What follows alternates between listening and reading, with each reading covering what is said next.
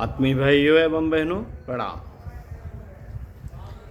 आपको पुस्तक जीवन जीने की कला, लेखक पंडित श्री राम शर्मा आचार्य, भाग 2, यूनिट 14 सफल और संतुष्ट जीवन पढ़कर सुनाते हैं। आइए सुनते हैं। एक सी क्षमताएं, फिर एक सफल, दूसरा असफल क्यों? मित्रों, जीवन में कृपण बनकर धन जोड़ जोड़ कर संसार से चले जाने के बाद में संतान को बिना परिश्रम के अर्जित धन संपत्ति के लिए लड़ाने से अच्छा है कि पूर्ण पुरुषार्थ करके कमाए धन में से केवल आवश्यक ही अपने तथा अपने परिवार के लिए लगाएं और शेष का सत् प्रयोजनों के लिए सदुपयोग करें। मित्रों, परमात्मा ने संसार के अन्य प्राणियों के साथ मनुष्य को भी मुक्त हस्त से जो संपदाएं वितरित की हैं, उससे कुछ लोग जीवन काल में संतुष्ट प्रतीत होते हैं, किंतु कुछ मनुष्य निरंतर असंतोष की आग में जलते दहकते रहते हैं, हमेशा उद्विग्न बेचैन बने रहते हैं। एक जैसी क्षमताएं जन्म से ही प्राप्त करते हुए भी कुछ व्यक्ति जिस भी क्षेत्र में उतरते हैं सफलताएं अर्जित करते जाते हैं, किंतु कुछ जीवन पर्यंत दीनहीन गई गुजरी परिस्थिति में बने रहते हैं और किसी भी क्षेत्र में सफल नहीं हो पाते। ऐसे लोग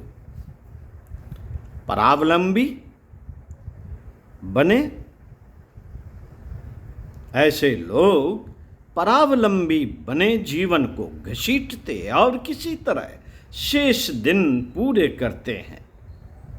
मित्रों, एक की सफलता और दूसरे की असफलता को देखकर मन में यह प्रश्न सहज ही उठता है कि सफल और असफल होने के मूलभूत कारण कौन कौन से हैं? किन विशेषताओं के रहने से कुछ व्यक्ति जिस भी क्षेत्र में उतरते हैं अपने लक्ष्य में सफल हो जाते हैं, जबकि दूसरों के द्वारा उनकी उपेक्षा कर देने से असफलता ही हाथ लगती है। असफल होने पर उद्विग्न होना सामान्य है। असफल होने पर उद्विग्न होना सामान्य है, किंतु कभी कभी अनुचित ढंग से सफल होने के पश्चात भी व्यक्ति उद्विग्न हो जाता है। बाहर तो वह सफलता का दम्भ प्रदर्शन करता है, किंतु मन ही मन वह सफल होने के बावजूद असंतोष अनुभव करता है। अतः आज हमें यह सूत्र समझने हैं जिनका अवलंबन लेने पर मनुष्य सफल और संतुष्ट जीवन जी सकता है। सूत्र समझते हैं। सर्वप्रथम लक्ष्य निर्धारित करें। मित्रों, समाज के अधिकांश व्यक्तियों का जीवन क्रम लक्ष्य विहीन होता है। सफल व्यक्तियों को देखकर उनका मन भी वह सौभाग्य प्राप्त करने के लिए ललचाता रहता है। कभी एक दिशा में बढ़ने की सोचते हैं और कभी दूसरी। विद्वान को देखकर विद्वान, कलाकार को देखकर कलाकार बनने की ललक उठती है। कभी धनवान होने की तो कभी बलवान बनने की बात सोचते हैं। अपना कोई सुनिश्चित लक्ष्य निर्धारित नहीं कर पाते, फलतः एक दिशा में क्षमताओं का नियोजन नहीं हो पाता। बिखराव के कारण कोई प्रयोजन पूरा नहीं हो पाता है, असफलता ही हाथ लगती है। नंबर 2, लक्ष्य प्राप्ति में अब रुचि जागृत करें। साथियों, सफलता का दूसरा सूत्र है अभिरुचि का होना। जो लक्ष्य चुना गया है उसके प्रति उत्साह और उमंग जगाना, मनोयोग लगाना।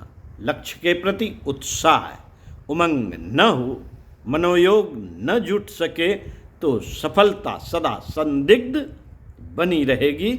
आधे अधूरे मन से बेगार टालने जैसे काम करने पर किसी भी महत्वपूर्ण उपलब्धि की आशा नहीं की जा सकती। मनोविज्ञान का एक सिद्धांत है कि उत्साह और उमंग शक्तियों का स्रोत है। इनके अभाव में मानसिक शक्तियां परिपूर्ण होते हुए भी किसी काम में प्रयुक्त नहीं हो पाती। उत्साह किसी भी कार्य का प्राण है। अतएव अभिरुचि का अर्थ है कि जो भी लक्ष्य निर्धारित किया गया है उसमें पूर्ण मनोयोग जुटाया जाए और उत्साह में कमी न आने पाए। प्रायः किसी काम के आरंभ में जितनी अभिरुचि दिखाई पड़ती है उतनी बाद में नहीं रह पाती। फलस्वरूप जितनी तत्परता और तन्मयता लक्ष्य के प्रति सतत बनी रहनी चाहिए उतनी न होने से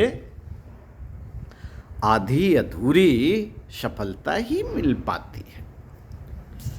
साथियों, अगले वीडियो में आपको पढ़कर सुनाएंगे क्षमताओं का सुनियोजन करें। ओम शांति।